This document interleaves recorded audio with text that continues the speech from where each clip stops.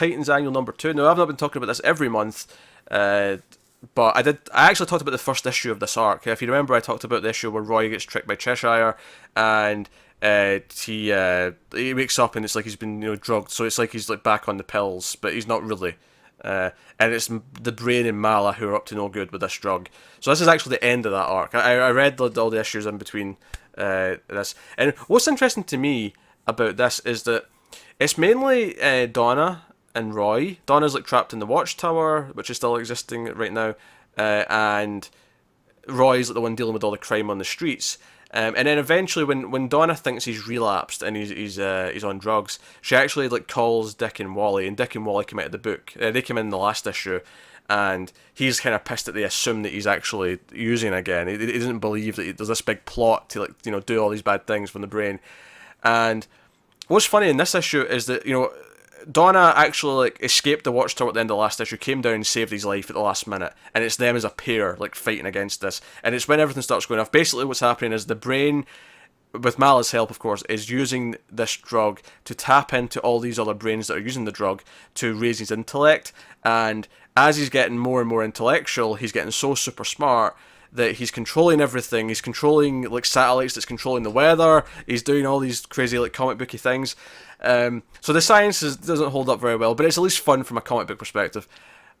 That's good enough. And but he's getting less and less humane as he goes on, and he keeps it almost goes on a little bit too much. But I do enjoy Mala and the Brain's relationship, where he keeps like saying things like, "Oh, I am going to rule the world." He's like, "Oh, you mean us, right, Brain? I mean, both of us. You're taking me with you." He's like, "Oh yes, I love you, Mala. Like, you're loving my life. We will do this." But gradually, you know exactly where it's going. Where eventually he's going to be so inhumane that Mala's going to help the Titans defeat him by the end. And that's exactly what happens.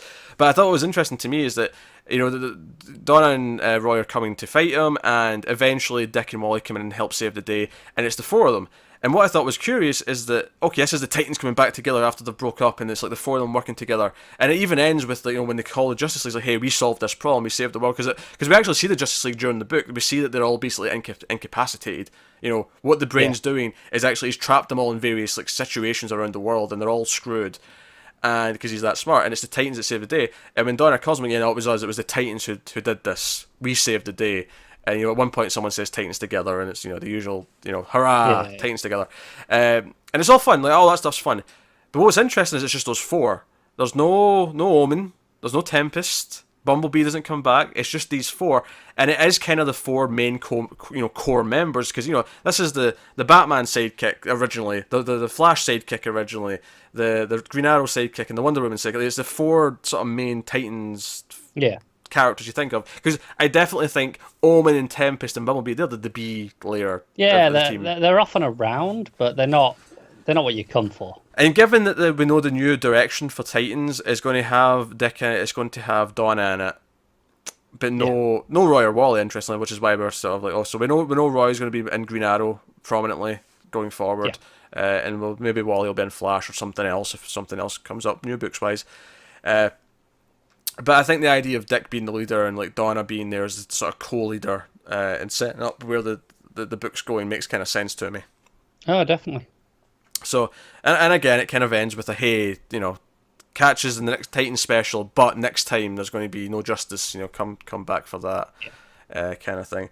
So, and I laughed when this was announced in the solicits, because it's not a week 5, but there's an annual when there was an issue this month. And it's basically, and kind of like how I said, is like they wanted to do this finish before No Justice, so they just give this an annual in a random month beforehand, just so that they could finish the arc.